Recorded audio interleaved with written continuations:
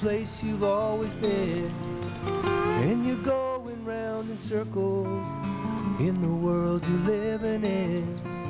And when the tyranny of time's the only truth you've ever known, well then it's time to find a dream to call your own.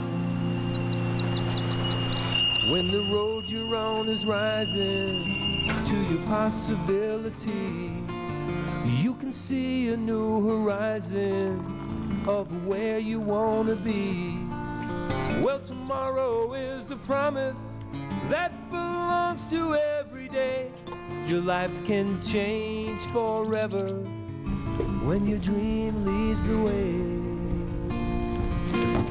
Well, it's the calling of your life, it's finding your direction. You gotta make a new connection, you gotta find a place to start.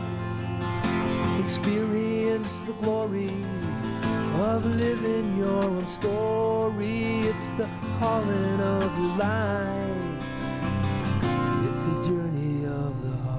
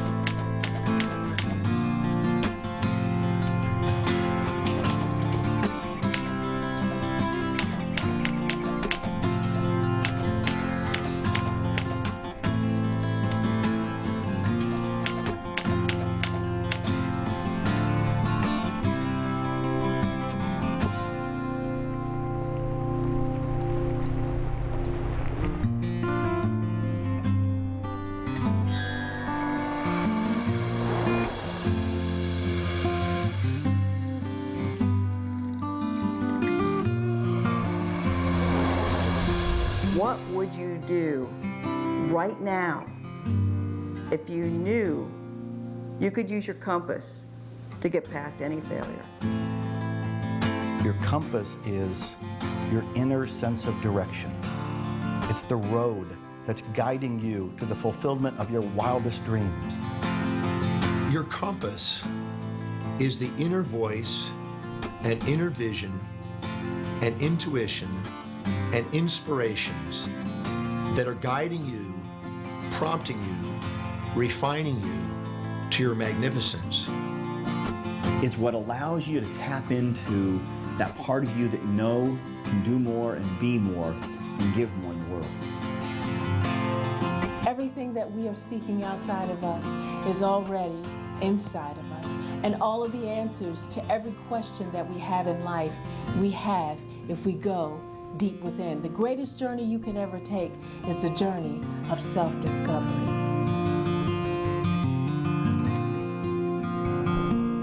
The beginning. Before setting out on your journey, it's important to have a strong internal sense of yourself. A heart filled with purpose and multiple perspectives to give you clarity of thought as you discover what's possible.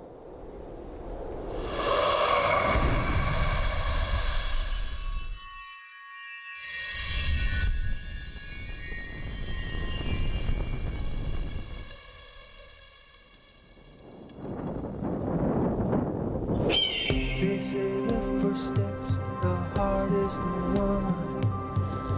Until you take it, no dream gets done.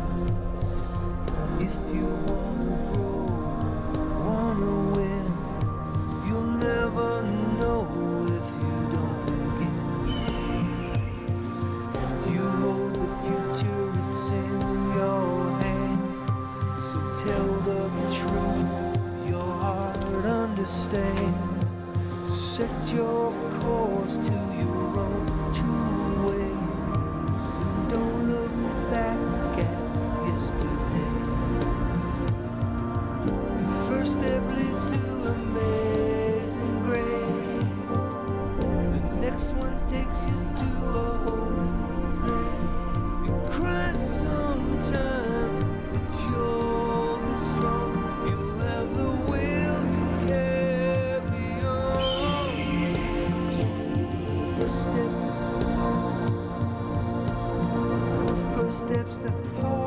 this home.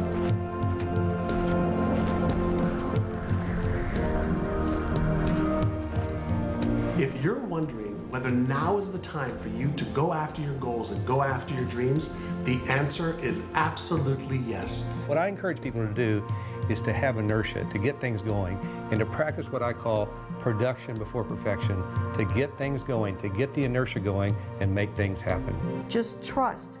It's time for you. You can't wait for the time to be perfect, because the perfect time will never happen. You don't have to wait till you know more, do more, or be more. Your time is now.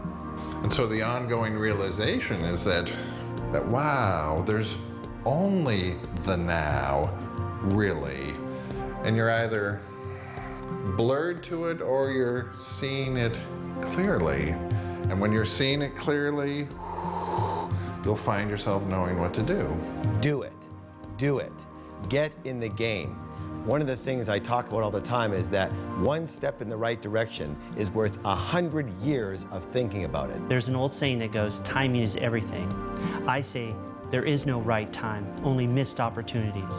You dream forward and you plan backwards. In other words, you go out to that dream and imagine that you're there already. You have it exactly the way you'd like it to be. And then you sort of, from that position of future, look back and say, all right, what did I have to do to get here? What were the steps? Then you make a pathway, a plan, that then when you get back to now, you have a pathway laid out for you that you can take one step at a time to make that journey manageable. Well, you might be sitting there thinking, well, I don't know if I'm ready to take that first step on my journey. I don't know if I'm ready to begin this adventure. And if that's where you're at, well, you might be in for a rude awakening because you're already on your journey.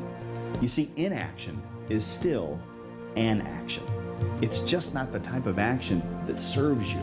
If you're not willing to risk, you can't grow. And if you can't grow, you cannot become your best. And if you cannot become your best, you can't be happy. And if you can't be happy, then what else is there? This moment is precious. Take advantage of it and go after your dreams. You may get a little scared. You may even have doubts and fears, but guess what?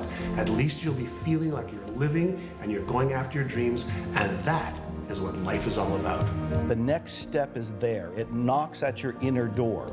It's what I call the intuitive nudge that's asking you to take inspired action. It's waiting for you. It's probably tickling your soul right now as you watch this. So how do you know what the next step is? You turn within, you pay attention to yourself, and you follow your own inner guidance.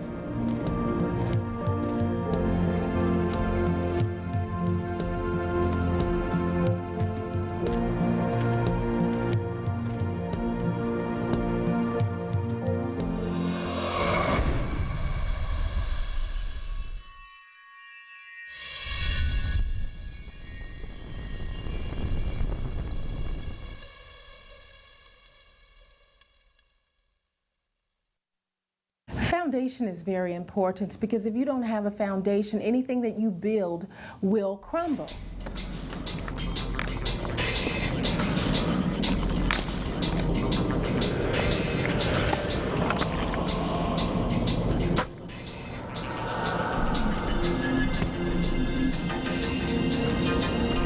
As you're on your personal journey, your personal quest for success, whatever that means to you, I believe that you've got to have a foundation.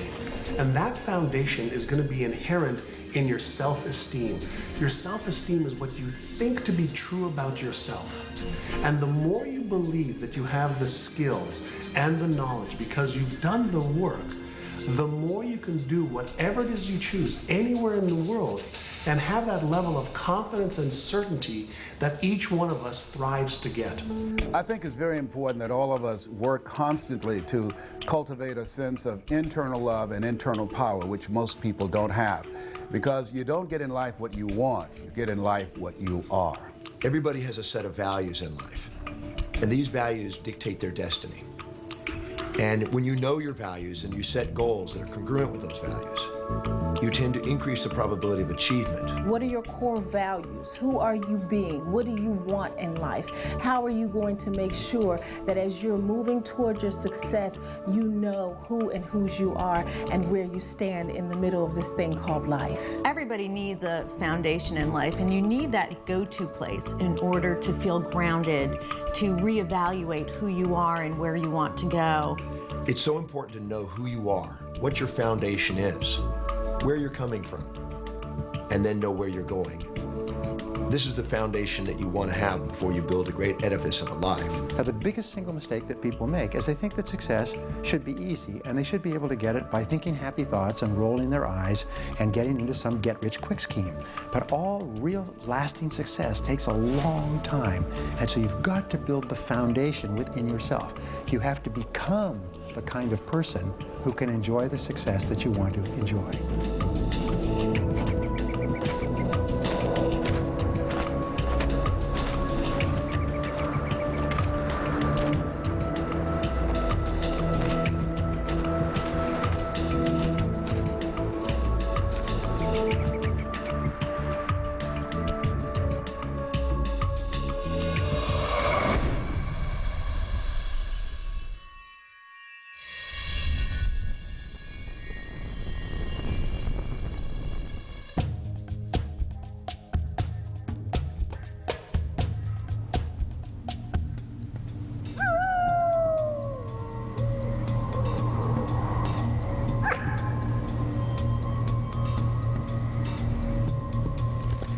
So many people change homes often throughout their lives and are in search of that feeling of being at home.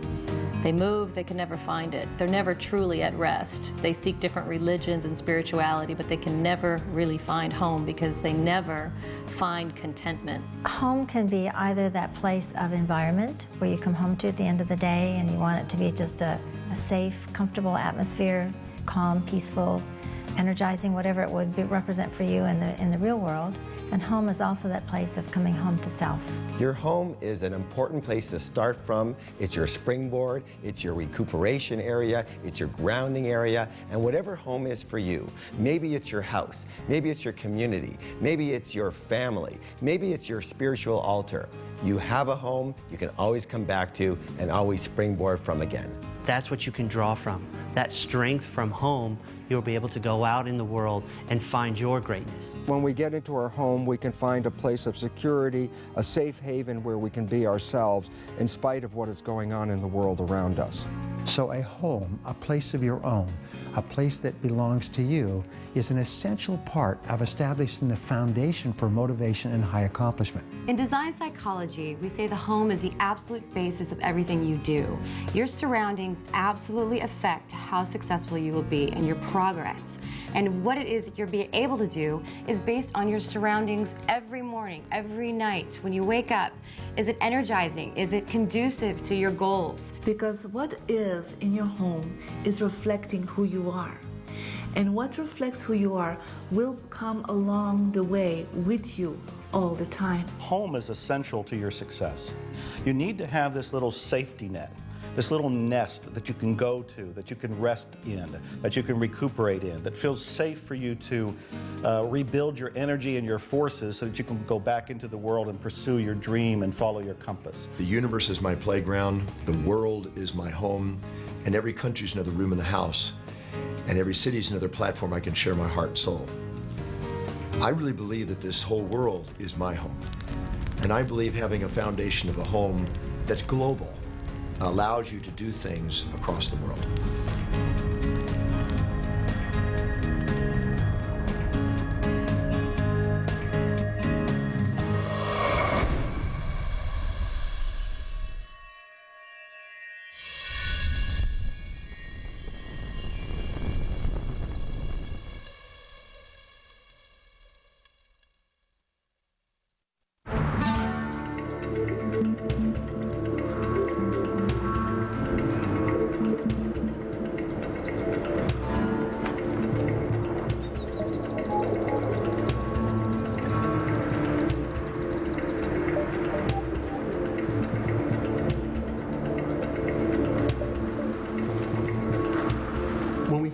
Having a vision, what we're really talking about is having the absolute clarity and the instruction of what it is we want our brain to focus on. Your vision is your end game. Without it, there can be no direction, nowhere for you to go, nowhere for you to start, nowhere for you to end. Clarity of thought and clarity of the vision is essential. The clearer the picture, the more direct the path to get exactly what you want. The question is, what are you looking at? That's what vision is about. What you see when you look out at life, and how are you going to move based upon what you see. Your vitality in life is directly proportionate to the vividness of your vision.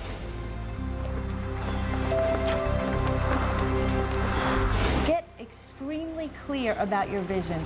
Get the most intricate details that you possibly can, right down to how things will look, the feel, the smell, the colors, the motion, whatever detail that you could possibly imagine in your mind first, you can then take action on and make that become a reality. We are giving our brain the instruction of exactly what we want it to find in the physical world. We also put ourselves in a frequency to be able to resonate with anything that matches that vision. Your vision is a dream of what's possible. Your mission is the manifestation of the possible dream through passion.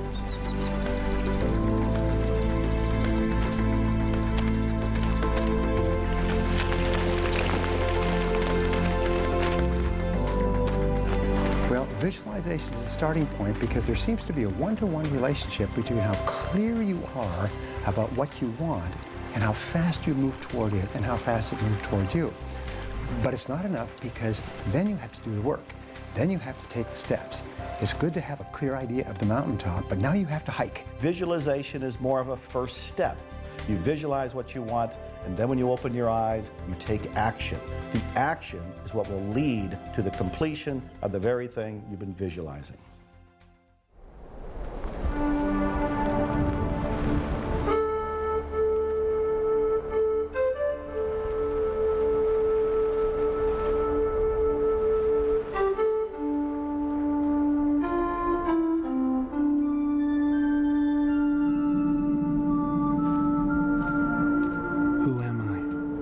What's my purpose? Why do I feel this way?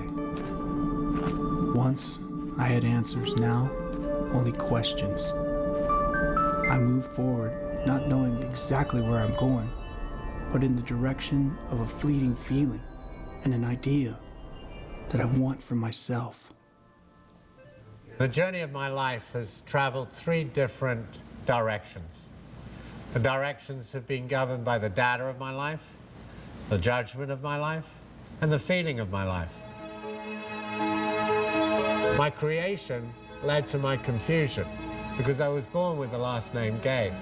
And when you go to an all-boys school like Eton College, which is where the princes went to, with the last name Gay, it leads to a certain amount of confusion. Obviously, I had to act out because I wasn't gay. So I had to act out. And so I started to disrespect people. I disrespect girls, I disrespect myself. And the confusion led to the compromise. I was 34 when the journey of my life shifted. I traveled from England to Australia to America. I was brought to the States by Cher, the rock and roll diva, the Oscar winner.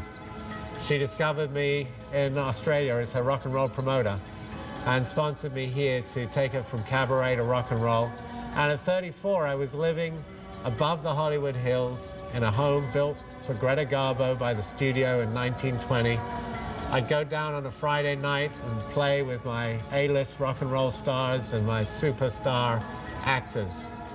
Even though my outside world looked incredibly fabulous, even though I had excess in the outside world, I lived in a world of rock and roll where excess could be accepted, and yet inside I could still have my own demons ran rampant. So things were certainly dawning upon me when I went down to the whiskey bar on a Labor Day when I was 34 years old on Sunset Marquee. I was about to start a weekend of binging that would get me through to Monday, and then I would be excessive in my business life again. And I went into the men's loo and had someone in there. I was taking some drugs, and that person that was actually of the opposite sex, she could have been 34, which I was, but she was 19, and she'd always been 19. But I'd just gone from 19 to 20 to 21 to 22 to 25 to 30 to 34. And it just happened that in that moment I looked in the mirror and I saw myself long enough and some light appeared. Something appeared that was of peace. Whatever happened in that room at 34, I came out different. I walked out of the bar. I didn't even say goodbye to my friends. I went back to my home, and in that moment, I gave up those buffers to my feelings.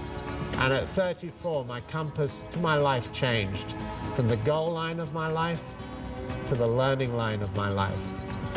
I've learned since 34 that to move into the accurate confession of my own judgment, to allow myself to turn and look at my shadow at every opportunity.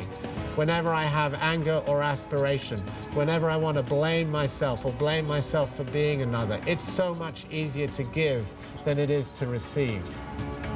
The story of my life is that I am a crusader of love. I am a humanitarian, and I've been blessed in the last few years to do some very significant humanitarian work. Everything that I did through my early youth was proving my worth. I had to do everything I could to prove my own worth, prove it to myself, and therefore live in the light that I thought my father and my family expected of me. But then something else happened, and I realized later on, after I was 34, that nothing that I do ever proves me worthy. Nothing that you do, listening to this and watching this, will ever prove you worthy.